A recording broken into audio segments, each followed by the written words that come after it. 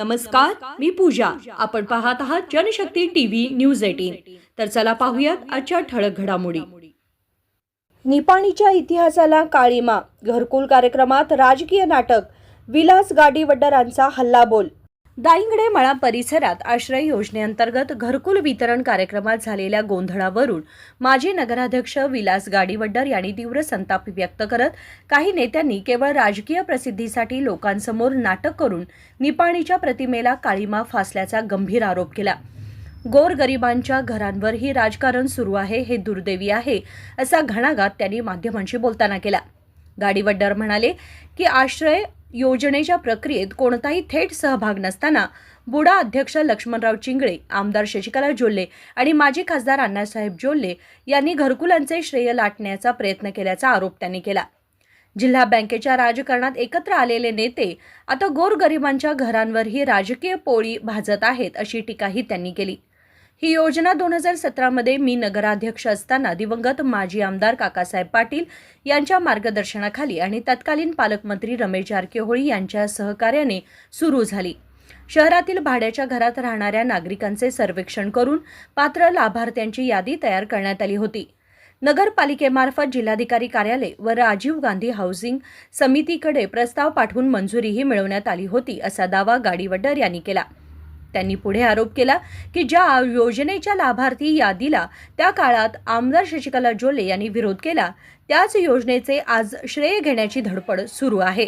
2019 ते 2023 या काळात सत्ता आणि मंत्रिपद असूनही योजना पूर्णत्वास का नेली नाही, यावरून निष्क्रियता स्पष्ट होते. घरकुल वितरण प्रक्रियेत पैसे भरलेल्या लाभार्थ्यांची यादी पारदर्शकपणे तपासून खऱ्या पात्र लाभार्थ्यांनाच घरे द्यावीत, अन्यथा पुढील 15 दिवसात लाभार्थ्यांसह निपाणी नगरपालिकेसमोर तीव्र आंदोलन छेडण्याचा इशाराही गाडीवड्डर यांनी दिला. यावेळी बाळासाहेब देसाई सरकार, संभाजी गायकवाड आदी उपस्थित होते. जनशक्ती टीव्ही न्यूज 18 साठी मुख्य संपादक संतोष मातीवड्डर. निपाणीमध्ये दाईंगडे या ठिकाणी 20 तारखेला नगरपालिकेच्या माध्यमातून आश्रय योजनेअंतर्गत लाभार्थींसाठी घरं वितरण करण्याचं कार्यक्रम आयोजित करण्यात आलेले होतं. या कार्यक्रमामध्ये हे ड्रामेबाज लोक स्वतः आदल्या दिवशी ठरवून लोकांच्या समोर ड्रामा करून निपाणीला काळीमा फासण्याचं काम त्या ठिकाणी त्यांनी केलेलं आहे. कुठल्याही प्रकारचं त्या ठिकाणी त्यांचा सहभागी नसणारे लक्ष्मणराव चिंगळे आणि आमदार शशिकला जोल्ले आणि माजी खासदार अण्णासाहेब जोल्ले यांनी जिल्हा बँकेमध्ये त्या ठिकाणी युती दाखवतात. राज्यात नामावंत असणारं असं बेळगाव जिल्ह्याचं हे बँकेचं आर्थिक व्यवहारामध्ये एकत्र येतात आणि गोरगरिबांच्या साठी त्या ठिकाणी राज्य सरकारकडून आमच्या काळापासून मंजुरी मिळवून आणून ती घरं वाटप करण्यामध्ये राजकारण आणतात.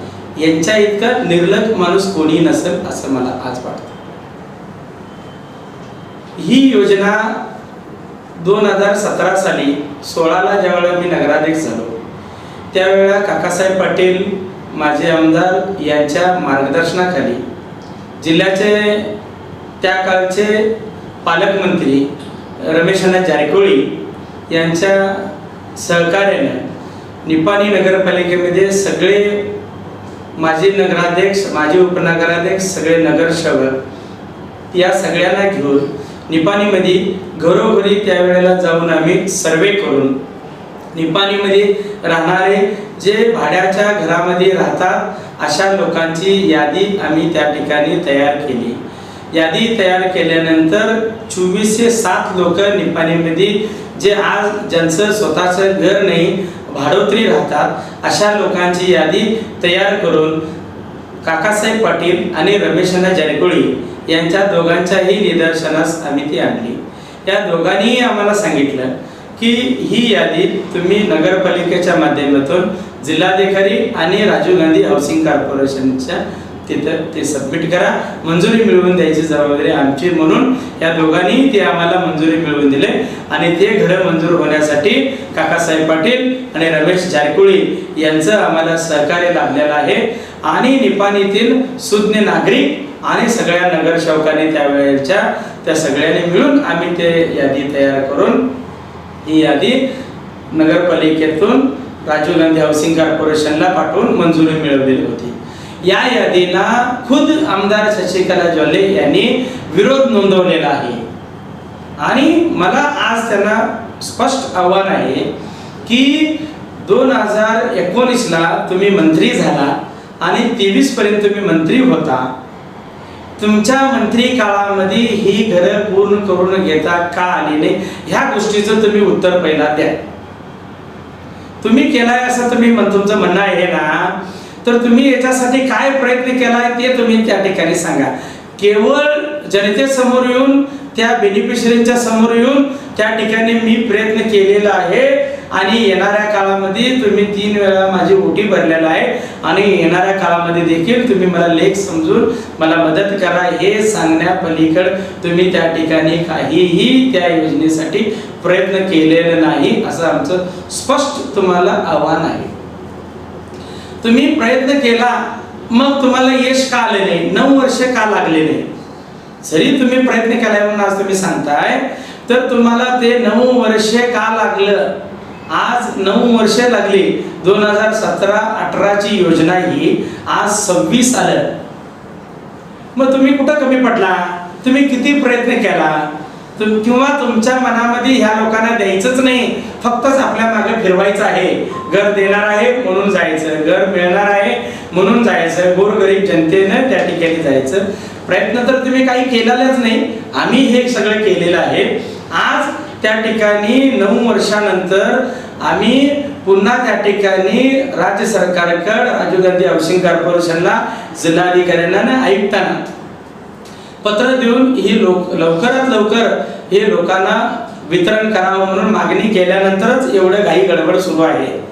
हे सुरू असताना हे द्यायचं नाही म्हणूनच तुम्ही दोघांनी मिळून गोंधळ घातलेला आहे. आलं नाही आणि त्यांनी अडवलं म्हणून त्यांच्या नावानं तुम्ही बोंबा मारण्याचं काम त्या ठिकाणी करत आहात. अहो, तुम्हाला अश्रू आले, तुम्ही रडला, पण त्या गोरगरीब जनतेला त्या ठिकाणी सकाळपासून संध्याकाळपर्यंत ताटकळत बसवला होता. त्यांना त्या ठिकाणी साधे जेवणाची व्यवस्था करून, अहो तुमच्या खिशातले पैसे नको होते, नगरपालिकेच्या वतीने तुम्ही त्या व्यवस्था करायला पाहिजे होता नाही. त्या लोकांचं तुम्हाला देणं घेणंच नव्हतं. तुम्हाला दोघांनाही दाखवायचं होतं कसं तरी तुम्हाला निवडणुकीपर्यंत वळत नाही चाहिए आणि निवडणुकीच्या तोंडावर तुम्हाला द्यायचं आहे. हे पुढं कसं ढकलायचं, आम्ही देण्यासाठी प्रयत्न करत असलेल्या कामाला पुढं कसं ढकलायचं यासाठी तुमचं मास्टर माइंड, क्रिमिनल माइंड दोघं मिळून तुम्ही ठरवलंय की हे अशा पद्धतीनं तू रडल्यासारखं कर, मी भांडल्यासारखं करतो म्हणून करून तुम्ही लोकांच्या डोळ्यामध्ये धुळफेक केलेला आहे. त्यामुळं त्या दिवशी ठरवून तुम्ही हे पुढे ढकललेलं आहे.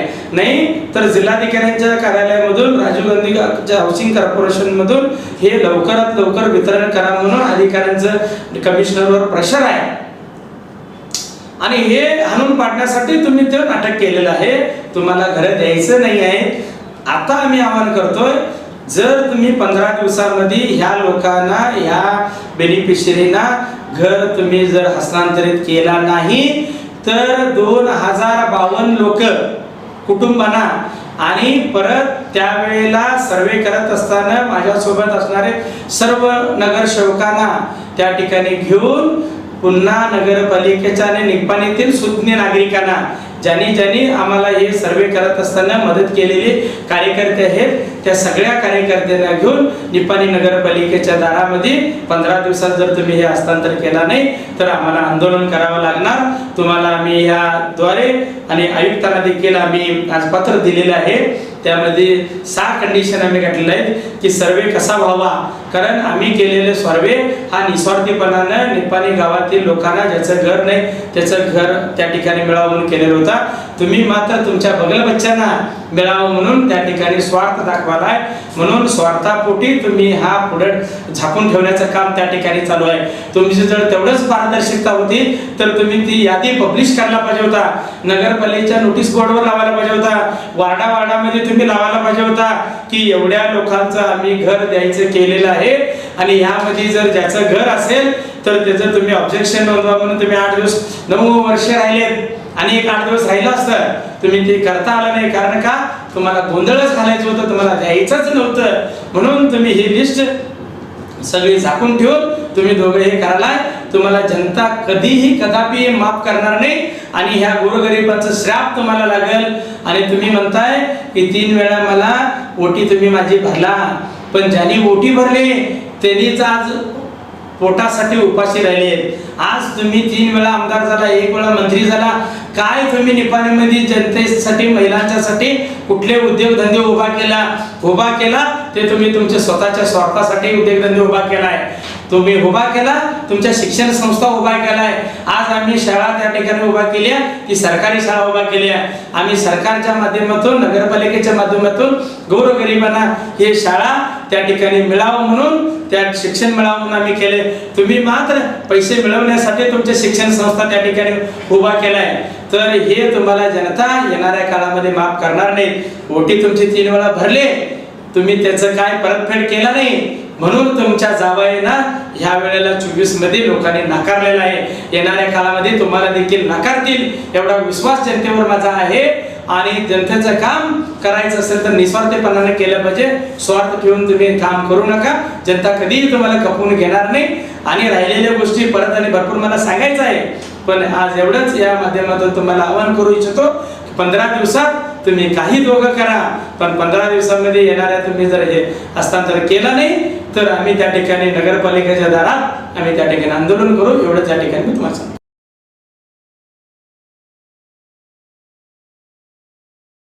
ताज्या घडामोडींचे वेगवान अपडेट्स मिळवण्यासाठी जनशक्ती टीव्ही न्यूज 18 ला आता सबस्क्राईब करा आणि रहा एक पाऊल पुढे.